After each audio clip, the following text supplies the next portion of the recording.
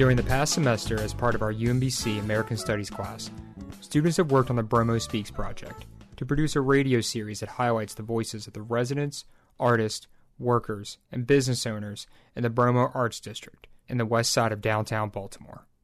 Founded as an arts district in 2012, the Bromo Tower Arts and Entertainment District strives to unite the city's west side community and underscores its potential as a thriving arts neighborhood in downtown Baltimore.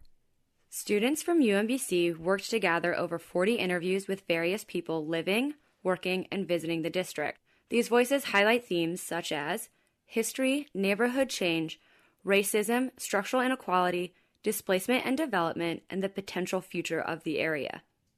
Throughout this project, we have tried to give voice to the often unheard people on the ground.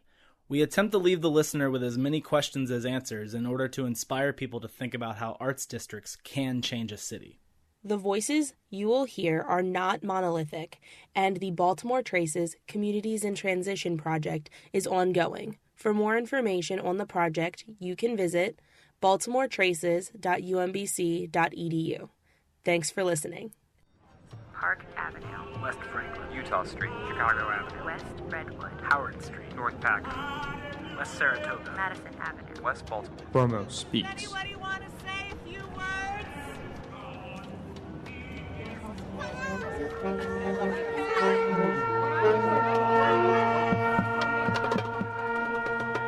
Can we get your name, please? Baynard Woods, Sheila Gaskins, Stacy Pack, Priya Bayana, Carly J. Bales, Rachel London, Laura Drupal, Johns Hopkins, Bowtie Bob, Troy Burton. And could you tell us where exactly we are? We are in my office in the Maryland Art Place building. Big Lexington Market, 222 North Packard 405 West Franklin Street, Baltimore, Maryland. The Genesis. fifth floor of the H&H building. It seems to me like a city is impossible to understand. It's too big.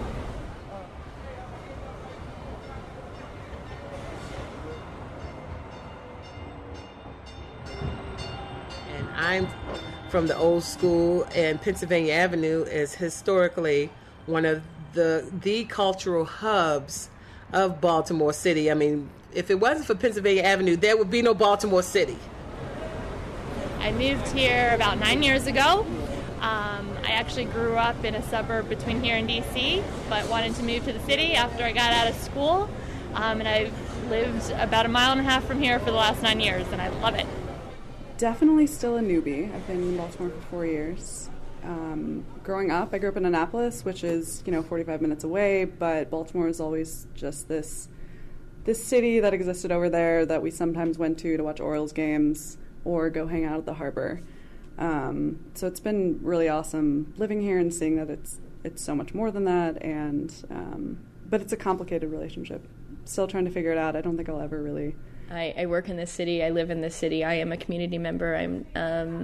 It's sometimes difficult when people try to divide and separate myself or anyone as an artist, economically or socially, for negative or positive reasons. Right around here was the original Johns Hopkins campus before they moved to Homewood. That was where Woodrow Wilson got his PhD,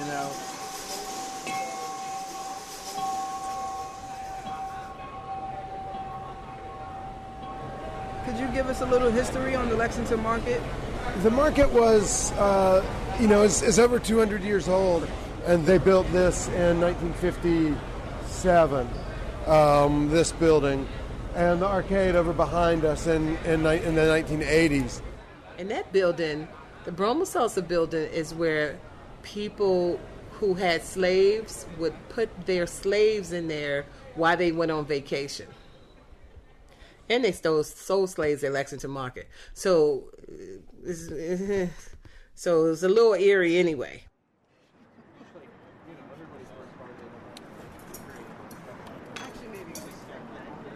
I moved down here in 1981.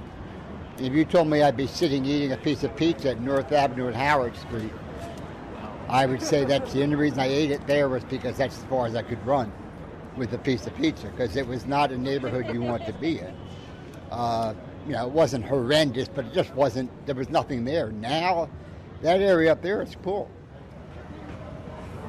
So the Bromo Arts District is now a thing, and that wasn't quite a thing when we moved here. And that has obviously shifted the area a little bit. From where I sit, I look at the designation as an arts and entertainment district as a great thing for Lexington Market, the Lexington Market area, not the market building itself per se, but for the Lexington Market area, I see the designation as a arts and entertainment district as a very positive thing. After the fire, we actually, instead of having our own home base to have our cultural arts programs, we decided to just branch out into various communities and have cultural arts programs.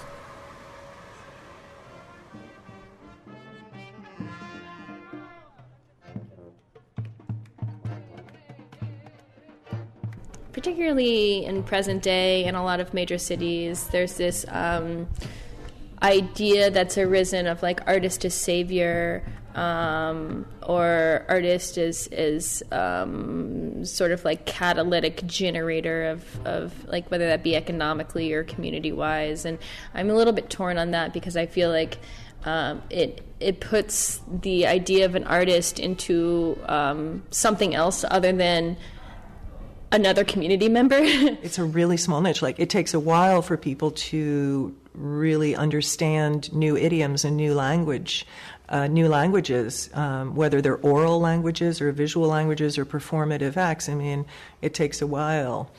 I think having the name, and with arts districts in general, having something to sort of build community around is really helpful. Just like any neighborhood, when you sort of give a name to something and you help to identify it, it's a little bit easier to rally people around it.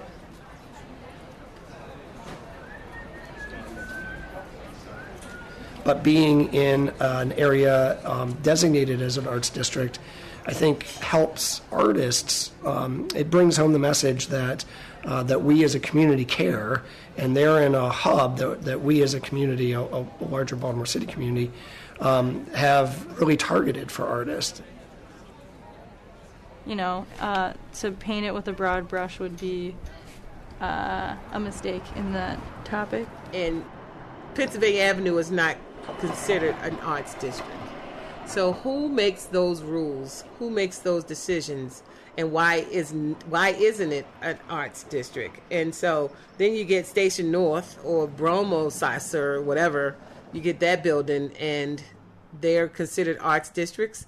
And who said that? I feel like the people that run the arts districts I've been connected to really do have good intentions and really tried to put on programming that speaks to the neighborhood and gives people a voice. Whether or not that always happens is like any process they're trying to figure out. But what's happening in those neighborhoods is definitely a mixed bag, and there's definitely things where I'm like, barf, and there are other things where I feel like this is great. So in my opinion, this place became an arts district because the artists were here.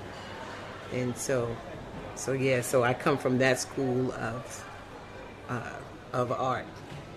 And it wasn't until I was much older that I realized that everybody didn't have those opportunities.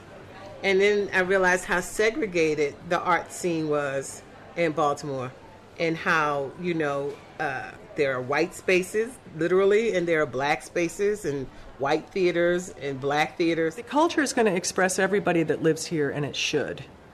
I think that there's certainly a cultural divide. There's a lot of brave artists on both sides, They work in the black community, in the white community. But what I want to be appreciative of is that it is, you need to try to think about what the community is when you're trying to engage, quote unquote, the community, because certainly engaging just one of those groups or one individual is not engaging, quote unquote, the community.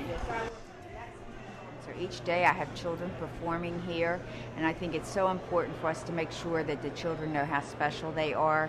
And then in February, I was granted to be able to do Black History Month, which I was able to challenge all the schools to, as far as music, dance, art, acting, every focus of art you could imagine, and they really, really rise to the occasion. I have had some incredible, talented young folks come through here.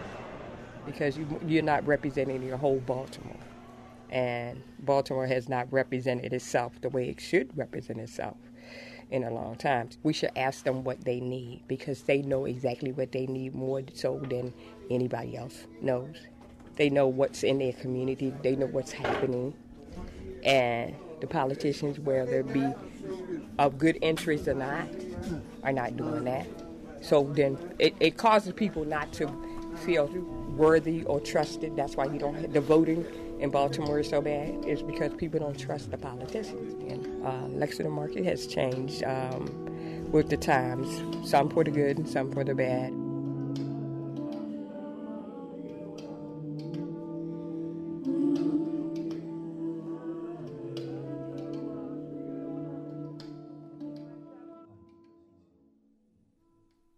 Today's piece was produced by Calvin Perry. All the interviews heard in today's episode were conducted and recorded by UMBC students. Next time on Bromo Speaks, Lexington Market.